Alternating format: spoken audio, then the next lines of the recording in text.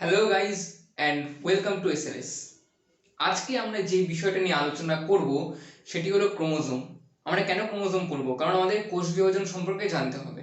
তো কোষ বিভাজন সম্পর্কে বা কোষ সম্পর্কে জানতে গেলে প্রথমে ক্রোমোজোম সম্পর্কে একটা ধারণা নেওয়াটা খুব জরুরি। ওকে, তো ফার্স্টে ক্রোমোজোমটা কি জিনিস, ক্রোমোজোমটা কোথায় থাকে, এগুলো সব আমরা আলোচনা করব।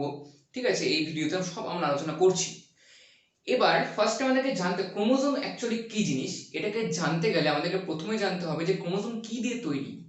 ঠিক আছে, এই ক্রোমোজোম কিন্তু অ্যাকচুয়ালি আমাদের কি বলবো, আমাদের হচ্ছে বংশগতির একটা বংশগতিকে বহন করে নিয়ে বৈশিষ্ট্যকে বহন করে নিয়ে যাওয়ার একটা মিডিয়াম বা একটা যানবাহন বলতে পারো ক্রোমোজোমকে।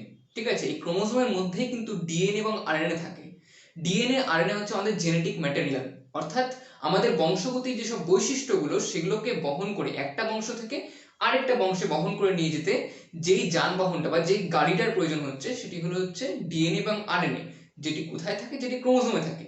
তাহলে অ্যাকচুয়ালি ক্রোমোজোমের কাজ কি? অ্যাকচুয়ালি ক্রোমোজোমের কাজ হচ্ছে আমাদের বংশগতির যে বৈশিষ্ট্যগুলো সেগুলো একটা বংশ থেকে অন্য একটি বংশের মধ্যে বহন করে নিয়ে যাওয়া।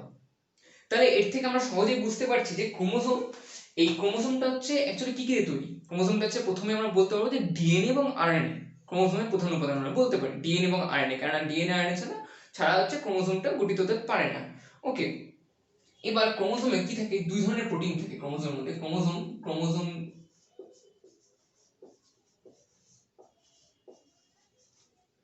ক্রোমোজোমে হচ্ছে দুই ধরনের প্রোটিন থাকছে। প্রোটিন প্রোটিন কয় ধরনের থাকে? প্রোটিন থাকে হচ্ছে দুই ধরনের। ঠিক আছে, একটা হচ্ছে ক্ষারীয় প্রোটিন,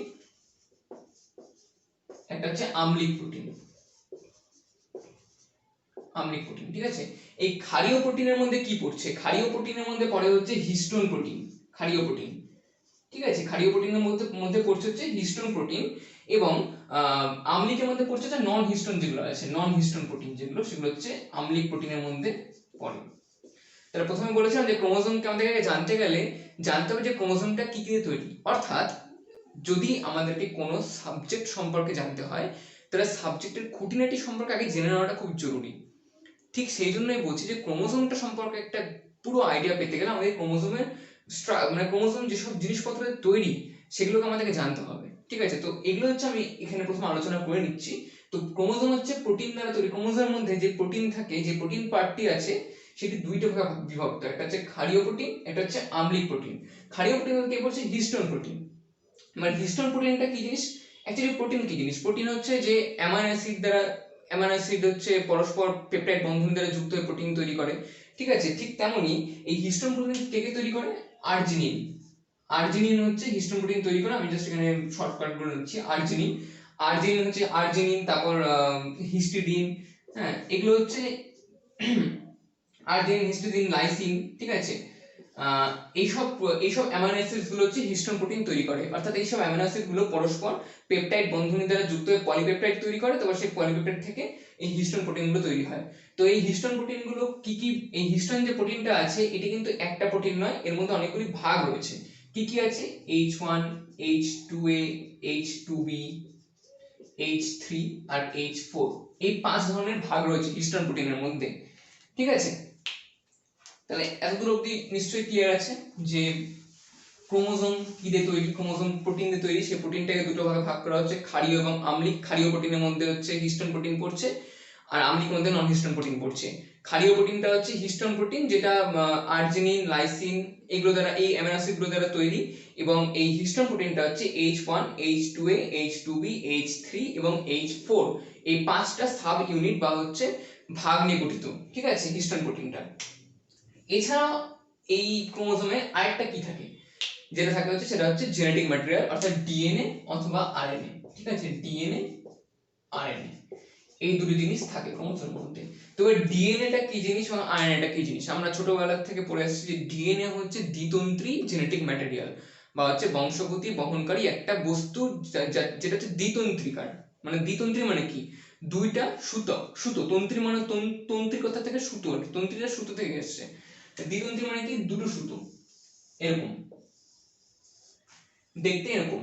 এই মডেলটা কে দিয়েছিলেন? এই মডেলটা দিয়েছিলেন হচ্ছে বিজ্ঞানী ওয়াটসন এবং ক্রিক। এই ডিএনএ দ্বিতন্ত্রী মডেলটাকে বলেছেন ডিএনএ দেখতে এরকম হয় অ্যাকচুয়ালি। ঠিক আছে, এবার এই ডিএনএ এর মধ্যে কে কে থাকে?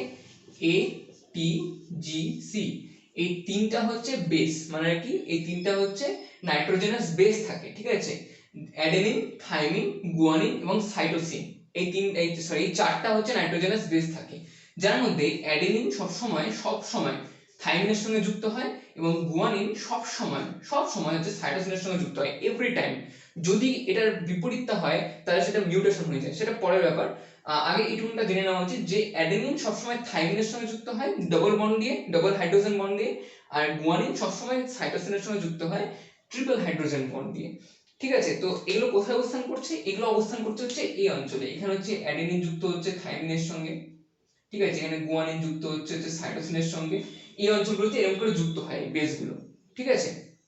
এবার এই যে এটা কি, এই তন্ত্রীটা মানে কি, যেটা ব্যাকবোন ডিএনএ, যেটাতে ডিএনএটা তৈরি হয়েছে, মানে সিঁড়ির হাতলগুলো, সিঁড়ির হাতলগুলো বা রেলিং গুলো যেটাতে তৈরি হয়েছে, সেটা কি, সেটা হচ্ছে সুগার ফসফেট ব্যাকবোন।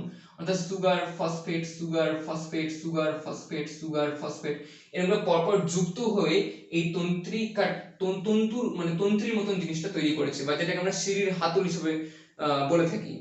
ডিএনএ যদি আমরা ডিএনএ যদি সিঁড়ির মতন কল্পনা করি, পেঁচানো সিঁড়ির মতন যদি কল্পনা করি, তাহলে সেই যে সিঁড়ির হাতলগুলো হচ্ছে, সেই হাতলগুলো হচ্ছে এই সুগার ফসফেট ব্যাকবোন দ্বারা তৈরি, মানে সুগার আর ফসফেট পরপর যুক্ত হয়ে এরকম তন্ত্রীর মতন, মানে সুতোর মতন একটি অংশ গঠন করেছে, কি এই ডিএনএ দ্বিতন্ত্রী মডেলটা গঠন করতে সাহায্য করছে, ঠিক আছে।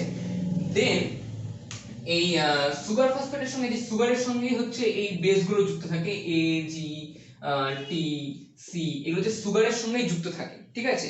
যখন এই বেসগুলি মানে নাইট্রোজেনাস বেসগুলি সুগারের সঙ্গে যুক্ত থাকছে না, তখন আমরা সেটাকে বলবো নিউক্লিওটাইড। যখন যুক্ত থাকে তখন সেটাকে আমরা বলবো হচ্ছে নিউক্লিওসাইড, ঠিক আছে। তো এটা হচ্ছে ডিএনএ, এটা ছিল ডিএনএ। এবার আসছি আরএনএ। আরএনএটা কি জিনিস? আরএনএটা হচ্ছে একদম ডিএনএ এর মতন, কিন্তু এটি একতন্ত্রী, ঠিক আছে। একতন্ত্রী মানে একটি সুতো, ডিএনএ তে দুটি সুতো ছিল, এখানে একটি সুতো, ঠিক আছে। এই আরএনএ তে কি হয়, এই আরএনএ তো বেস থাকে, বেস বলতে নাইট্রোজেনাস বেস থাকে, যেগুলি হচ্ছে এ ইউ জি সি, ঠিক আছে। থাইমিন, ডিএনএ তে যেমন থাইমিন ছিল, সেই থাইমিনের জায়গায় আরএনএ তে কি থাকে, ইউ ফর ইউরাসিল থাকে, ইউ থাকে। যেখানে ডিএনএ তে আমরা টি পাচ্ছিলাম, থাইমিন পাচ্ছিলাম, এখানে আমরা আরএনএ তে পাবো হচ্ছে ইউরাসিল কে পাবো, ঠিক আছে। অর্থাৎ এখানে এ ইউরাসিলের সঙ্গে ডবল বন্ডে যুক্ত থাকবে এবং হচ্ছে জি ট্রিপল বন্ড দ্বারা সাইটোসিনের সঙ্গে যুক্ত থাকবে। কখন? এমনি তো নরমালি যদি আমরা চিন্তা করে থাকি যে সুতোর মতো, যদি একটা তন্ত্রী আমরা চিন্তা করি, তাহলে বেসগুলো কিন্তু ছাড়া ছাড়া অবস্থান করছে, এরকম অবস্থান করছে, কেউ কারোর সঙ্গে বন্ড করছে না, A U G C, A U G, এরকম করে ছাড়া ছাড়া অবস্থান করছে, কেউ কারোর সঙ্গে বন্ড করছে না। কিন্তু সুতোর মতন অংশ তো, ঠিক আছে, সুতোর মতন অংশ যেহেতু, সেহেতু একটি লুপ যে কোনো সময় একটি লুপ তৈরি করতে পারে, এরকম একটা লুপ তৈরি করতে পারে, লুপ বা হচ্ছে একটি ফাঁস তৈরি করতে পারে। এই ফাঁসের মধ্যে যদি বাই চান্স এ আর ইউ মুখোমুখি হয়ে যায়, তাহলে তারা হচ্ছে যুক্ত হয়ে যাবে। জি আর সি যদি মুখোমুখি হয়, তাহলে তারা হচ্ছে যুক্ত হয়ে যাবে। ওই জন্য হচ্ছে এই অঞ্চলগুলোতে ডবল বন্ড বা ট্রিপল বন্ডের দ্বারা এইভাবে এরা বন্ধনী তৈরি করে যুক্ত থাকে এই অঞ্চলগুলোতে। কিন্তু নর্মালি সুতোর মতো অঞ্চলে কিন্তু এরা যুক্ত থাকছে না, এরা মুক্ত অবস্থায় থাকে, ঠিক আছে। তাহলে আমরা আরএনএ এবং ডিএনএ সম্পর্কে কম বেশি জানতে পারলাম। এবার হচ্ছে ক্রোমোজোম সম্পর্কে, মানে এবার হচ্ছে আমি ক্রোমোজোমের মধ্যে ঢুকছি। ক্রোমোজোমটা কি জিনিস? ক্রোমোজোমটা হচ্ছে অ্যাকচুয়ালি আমরা দেখি বইতে ছবিটা এরকম করে দেওয়া থাকে ক্রোমোজোমের, ঠিক আছে, ক্রোমোজোমের ছবিটা এরকম দেওয়া থাকে, কিন্তু অ্যাকচুয়ালি এরকম না, দেখতে ক্রোমোজোমটা হচ্ছে অনেকটা এরকম।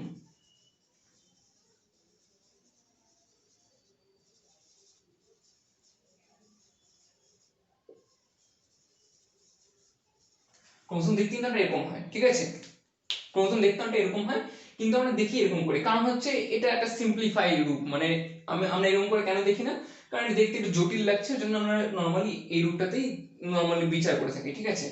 এবার এই যে ক্রোমোজোম, এই ক্রোমোজোমে যে প্রত্যেকটা বাহু দেখতে পাচ্ছি আমরা, এই বাহুগুলিকে বলা হয় ক্রোমাটিড।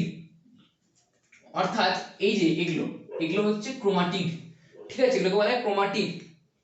এই ক্রোমাটিডটা কি দিয়ে তৈরি?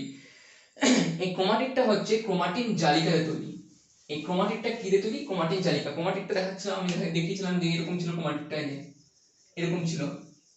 এটা অ্যাকচুয়ালি কি, এই জিনিসটা যদি আমি জুম করে দেখাই, তাহলে তাহলে এরকম হবে জিনিসটা যে ক্রোমাটিন জালিকা, এগুলো যে জালিকার মতন যে অঞ্চলটা, এটা ক্রোমাটিন জালিকা। এই ক্রোমাটিন জালিকাটা কি থেকে তৈরি হচ্ছে?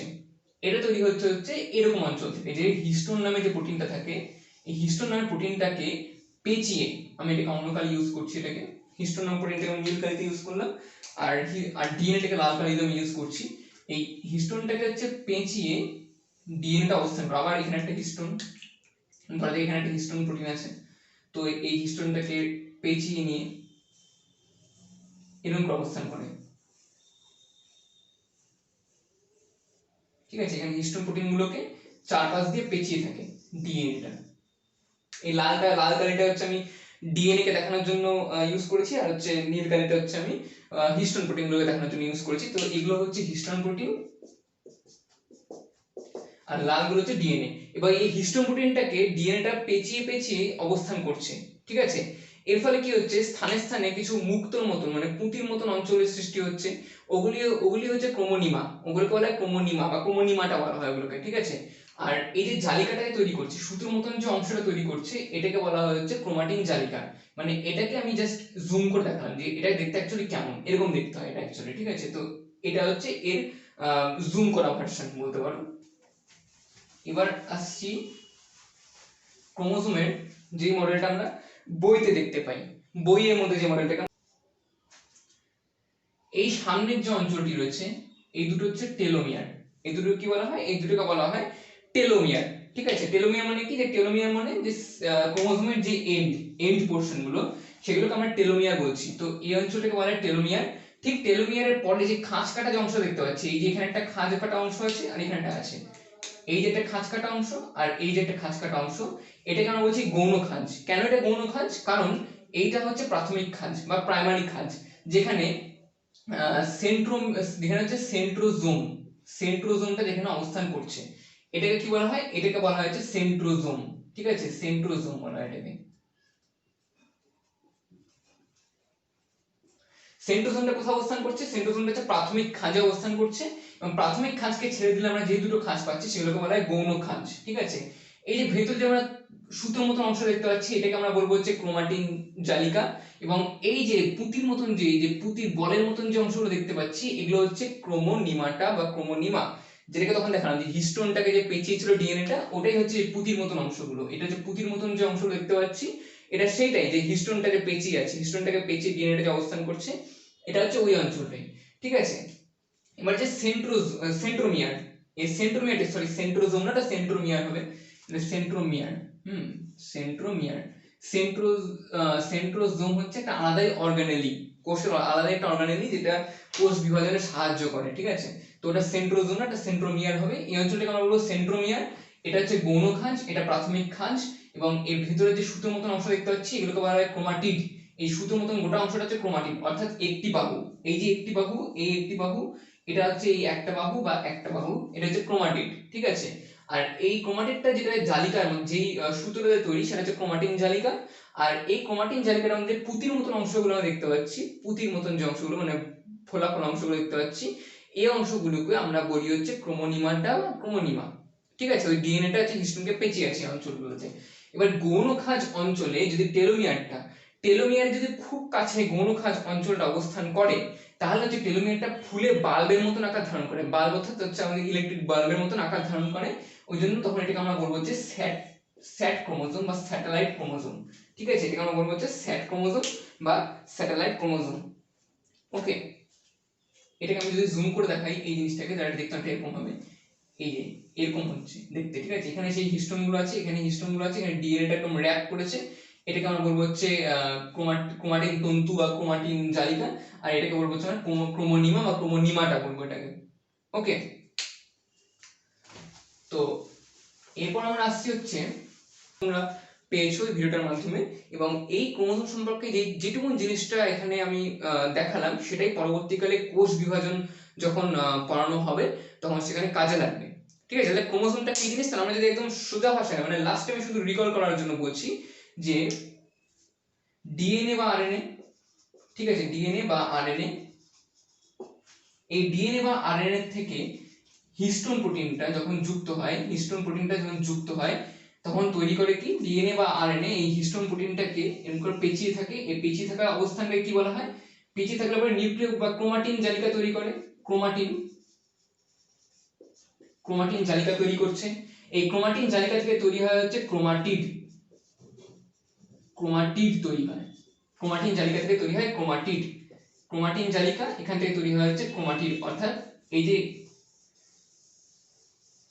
একটা ক্রোমোজোম তার এক একটি বাহু হচ্ছে ক্রোমাটিড, এই ক্রোমাটিডটা তৈরি হচ্ছে ক্রোমাটিন জালিকা থেকে, এবং এই ক্রোমাটিড গুলো যখন পরস্পর যুক্ত হয়ে যায় তখন সেটা তৈরি করে হচ্ছে আমাদের ক্রোমোজোম। ঠিক আছে, সো এটি ছিল হচ্ছে আজকের ভিডিওর মূল বক্তব্য। যদি ভিডিওটি ভালো লেগে থাকে তাহলে অবশ্যই লাইক করো এবং আমার চ্যানেলটিকে সাবস্ক্রাইব করো। Thank you.